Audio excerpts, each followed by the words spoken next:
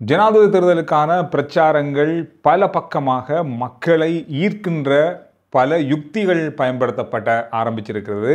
ஒவ்வொரு கட்சிகளும் ஒவ்வொரு வேட்பாளர்களும் தங்களுடைய வாக்குறுதிகளை வளமை போல அள்ளி வீசுகிற கூட்டங்கள் பேச்சுக்களை நாங்கள் சமூக வலைத்தளங்கள்லையும் ஊடகங்கள்லையும் பார்க்கக்கூடியதாக இருக்குது.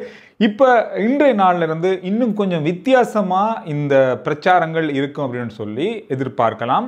ஜேவிபியினுடைய தேர்தல் விஞ்ஞாபனம் வெளியாகி இருக்கிறது. ஜேவிபி கட்சியினுடைய வளர்ச்சி, ஜேவிபி கட்சி பற்றி பேசப்படுகின்ற மக்களுடைய கருத்துக்களெல்லாம் நிறைய நாங்கள் பார்த்துருக்கோம்.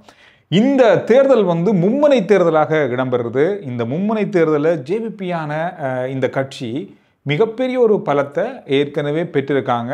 இந்த தேர்தலில் அவங்களுடைய ஒரு ஆதிக்கம் அதிகமாக இருக்கும். இந்த ரெண்டு பிரதான வேட்பாளர்களையும் தாண்டி இவரும் ஒரு பிரதான வேட்பாளர் அப்படின்ற அடிப்படையில் இந்த ஜேவிபி கட்சி அன்ரோகுமார் அவர்களுக்கு மிகப்பெரிய ஒரு வளர்ச்சியை கொடுத்துருக்கு. மக்கள் மத்தியிலே ஒரு ஆதரவு இருக்குது. இன்றைய நாளில் அவங்களுடைய தேர்தல் விஞ்ஞாபனம் வெளியாகி இருக்கிறது. இதில் ஒரு முக்கியமான விஷயத்தை பார்க்கக்கூடியதாக இருக்குது. அதில் தமிழ்லையும் இந்த தேர்தல் விஞ்ஞாபனத்தை வெளியிட்டிருக்காங்க. இந்த முறை தமிழ் மக்களை, குறிப்பாக வடக்கு கிழக்கில் இருக்கிற மக்கள், தமிழ் முஸ்லீம் மக்களை, கொழும்பில் இருக்கிற தமிழ் முஸ்லீம் மக்களை குறிவைக்கின்ற ஒரு தேர்தல் பிரசாரமும் ஜேவிபிட்ட இருக்குது. நிறைய கூட்டங்களை தமிழில் மொழிமாற்றம் செய்து இந்த தேர்தலுக்கு முதலிருந்தே இவங்க ஆரம்பிச்சிட்டாங்க. அதோடு மட்டுமாம் தமிழ் கட்சிகளோட பேசப்படுகின்ற விஷயங்கள், தமிழ் மக்களோடு தமிழ் முஸ்லீம் மக்களோடு அணுகுகின்ற விஷயங்கள் எல்லாமே அதிகமாக இந்த தேர்தலில் தமிழ் முஸ்லீம் மக்களுடைய வாக்குகள் அதிகமான பலத்தை காட்டுது அப்படின்றது அவங்களுக்கும் தெரிஞ்சிருக்கு. எனவே அந்த ஒரு விஷயத்தில் ஜேவிபி கட்சியும் தமிழ் மக்களை, தமிழ் பேசுகிற மக்களை அதிகமாக குறிவைக்கிறாங்கன்னு கூட சொல்லலாம். வளமான நாடு, அழகான வாழ்க்கை அப்படின்ற தொனிப்பொருளில் தான் அவங்களுடைய தேர்தல் விஞ்ஞாபனம் வெளியாகி இருக்கு. இதில் முக்கியமாக சொல்லப்படுகின்ற விஷயங்கள் 34 துறைகளை மையப்படுத்தி இந்த தேர்தல் விஞ்ஞாபனத்தை அவங்க வெளியிட்டிருக்காங்க. இதில் சொல்லப்படுகின்ற முக்கியமான விஷயங்கள், ஜனாதிபதி இப்போ இருக்கிற அல்லது போன ஆட்சியில் எப்போ பார்த்தாலும் ஜனாதிபதி ஒரு அமைச்சரை நியமனம் செய்யும் போது அது ஜனாதிபதிக்கு நெருக்கமான ஒருவராக இருந்தால் அவருக்கு முக்கியமான அமைச்சு பதவிகள் வழங்கப்படுது.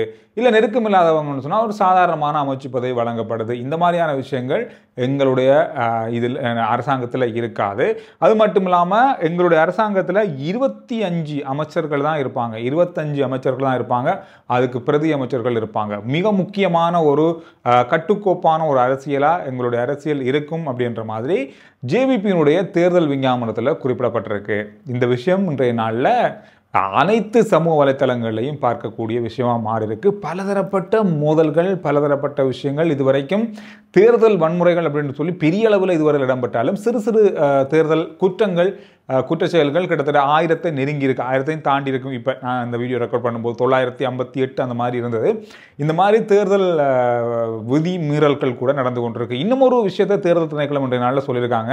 அதாவது இந்த கருத்து கணிப்புகள், யாருக்கு ஓட் பண்ண போறீங்க, யாருக்கு அடுத்த ஜனாதிபதி வரப்போறாங்க, அந்த மாதிரியான பல வீடியோக்களை சமூக வலைத்தளங்களை நாங்கள் பார்க்குறோம். இது தேர்தல் விதிகளுக்கு அப்பாற்பட்டது, தேர்தல் விதிமுறையை மீறக்கூடியது. சமூக வலைத்தளங்களில் பதிவேற்றம் செய்யப்படுகின்ற இந்த வீடியோக்கள் மக்கள் எதனை பொருட்படுத்தக்கூடாது. அது மட்டும் இல்லாமல் இவ்வாறு மக்களை திசை திருப்புற இந்த வீடியோக்களை தேர்தல் சட்ட விதிகளுக்கு மீறி இருந்தால் அதனை அகற்றுவதற்கு தேர்தல் திணைக்களத்துக்கு உரிமை இருக்குது, அல்லது அந்த கணக்கை முடக்குவதற்கும் அவங்களுக்கான அதிகாரம் இருக்குது அப்படின்னு சொல்லியிருக்காங்க. மிக கவனமாக இந்த தேர்தல் அந்த கருத்து கணிப்புகள் செய்கிறத பார்த்து செய்யுங்க அப்படின்னு கூட சொல்லலாம். இது அதாவது சாதாரணமாக நடக்கிற விஷயம்தான், இருந்தாலும் இது மக்களை திசை திருப்புற ஒரு விஷயமா இருக்குது அப்படின்ற மாதிரி இது சொல்லப்பட்டிருக்கு. எனவே இந்த விஷயமும் இன்றைய நாளில் பார்க்கக்கூடிய ஒரு விஷயமா மாறி இருக்கு.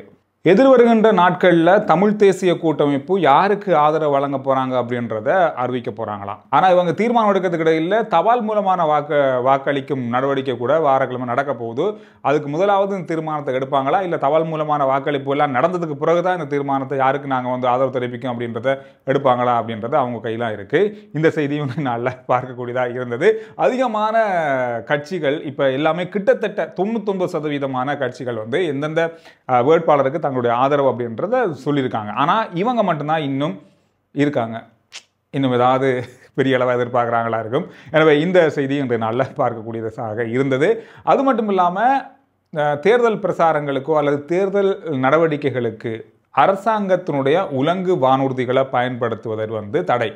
அதாவது நீங்கள் தேவையில்லாமல் அரசு சொத்துக்களை தேர்தல் பிரசாரங்களுக்கு பயன்படுத்தக்கூடாது அப்படின்ற மாதிரி தேர்தல் திணைக்களம் சொல்லியிருக்கு. காரணம் என்னென்னு சொன்னால், அப்படி நீங்கள் பயன்படுத்தலாம், அரச உலங்கு வானூர்தியோ அல்லது அரச வாகனங்களையோ நீங்கள் பயன்படுத்தலாம், அதுக்கு கட்டணம் செலுத்தப்பட வேண்டும்.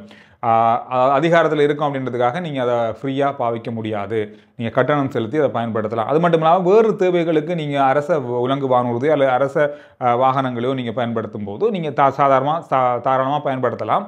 பயன்படுத்துகின்ற ஒரு அளவு இருக்குது, அதுக்கு நீங்கள் கட்டணம் செலுத்தப்பட வேண்டும். நீங்கள் வந்து ஒரு பஸ் அரச பேருந்தை வந்து ஒரு கூட்டத்துக்கு மக்கள் அழைச்சி போகிறதுக்கோ அல்லது பிரச்சாரங்களுக்கு நீங்கள் வந்து பாவிக்கிறீங்களேன்னு சொன்னால் அதை நீங்கள் பாவிக்கலாம். ஆனால் அதுக்கு நீங்கள் கட்டணம் செலுத்தி அதற்கான ரிசீட்டை நீங்கள் பெற்றுக்கொள்ளணும். இந்த மாதிரி பல விதிமுறைகள் இங்கே இருக்குது. அதை வந்து நீங்கள் கடைப்பிடிச்சே ஆகணும் அப்படின்ற மாதிரி சொல்லியிருக்காங்க. நிறைய இறுக்கமான கட்டுப்பாடுகள் இந்த முறை தேர்தல் திணைக்களத்தாலையும் இருக்குது. இதெல்லாம் முதல்ல இருக்குது தான், இருந்தாலும் இது கொஞ்சம் விதிமீறலாக கருதப்படும். இது வந்து சரியாக உறுதிப்படுத்தப்பட்ட அது விதிமீறலாக இருக்கக்கூடிய வாய்ப்பு இருக்குது. ஏன்னா இந்த தேர்தல் வந்து ஒரு வித்தியாசமான பல கோணத்தில் பார்க்கப்படுகிற தேர்தல். இன்னொரு விஷயம் சொல்லப்படுது என்னன்னு சொன்னால், நிறைய கட்சிகள் நிறைய வேட்பாளர்கள், ஒவ்வொரு கட்சிகள் ஒவ்வொரு தேர்தல் அதாவது முக்கியமான வேட்பாளருக்கு ஆதரவு வழங்கினாலும் மக்கள் வந்து அதை கேட்டு தான் வாக்களிப்பாங்க அப்படின்றது வந்து 100% இல்லை அப்படின்னு சொல்லப்படுது. காரணம் என்னன்னா, கடந்த காலங்களில் இந்த பாராளுமன்ற உறுப்பினர்கள் மீதும் அமைச்சர்கள் மீதும் குறிப்பாக பாராளுமன்றத்தில் இருக்கிறவங்க மீது மக்கள் வைத்திருக்கிற மிக பயங்கரமான வெறுப்புத்தன்மை, அதாவது யார் மேலும் எந்த விதமான ஒரு ஆதரவும் இல்லாத தன்மை மக்கள் மத்தியில் இருக்குது. அது கடந்த ஆர்ப்பாட்டத்துக்கு பிறகு நடந்த ஒரு சம்பவம். இது எந்த ஒரு கட்சியாக இருந்தாலும் சரி, எவ்வளவு பெரிய அமைச்சராக இருந்தாலும் சரி, அவருக்கு எதிர்ப்பு நிச்சயமாக இருக்குது இந்த காலகட்டத்தில்.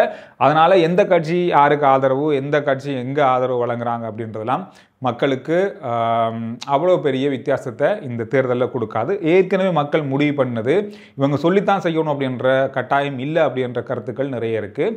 எனவே அந்த அடிப்படையில் யார் யார் எந்த பக்கம் போனாலும் மக்களுடைய கையில் தான் இந்த தேர்தலுடைய முடிவே இருக்குது அப்படின்றது மட்டும் நிச்சயம் அப்படின்ற மாதிரி பல இடங்களில் சமூக வலைத்தள செய்திகள், அதோடு மட்டும் இல்லாமல் நிறைய இந்த தேர்தல் பற்றி சொல்லப்படுகின்ற சில முக்கியமான தரவுகளில் சொல்லப்படுது. எனவே இந்த விஷயமும் இந்த நாளில் அவதானிக்கக்கூடிய விஷயமா இருந்தது. தேர்தல் அப்படின்னு சொல்லும் பொழுது ஒரு பரபரப்பு எப்பவுமே இருக்கத்தான் செய்யும், அதில் எந்த மாற்றமும் இல்லை. ஆனால் இலங்கையினுடைய இந்த 9வது ஜனாதிபதி தேர்தலானது இன்னும் கொஞ்சம் பரபரப்பை எட்டியிருக்கிறது. நீங்கள் சொல்லுங்கள், இந்த தேர்தலில் மக்கள் என்ன நினைக்கிறாங்க, மக்களுடைய பார்வை எப்படி இருக்குது? அது மட்டும் இல்லாமல் இப்போ இருக்கிற அரசாங்கம் இருந்தால் நல்லமா, இல்லை புதுசாக ஏதாவது அரசாங்கம் வந்தால் நல்லமா? இதை நீங்கள் முடிஞ்சால் உங்களுக்கு நேரம் இருந்தால் கமெண்ட்ஸில் கருத்துக்களாக பதிவிடுங்க. அடுத்த வீடியோவில் நான் உங்களை சந்திக்கிறேன். RJ Chandru reports YouTube channel, Facebook page, அதோடு RJ Chandru reports WhatsApp channel இருக்குது. அதோட லிங்க்கும் அந்த டிஸ்கிரிப்ஷன்லையும் முதல் கமெண்ட்ஸ்லையும் தரேன். ஃபாலோ பண்ணுங்கள். உடனடியான செய்திகளை நான் உங்களுக்காக அதில் பகிர்ந்து கொள்வேன்.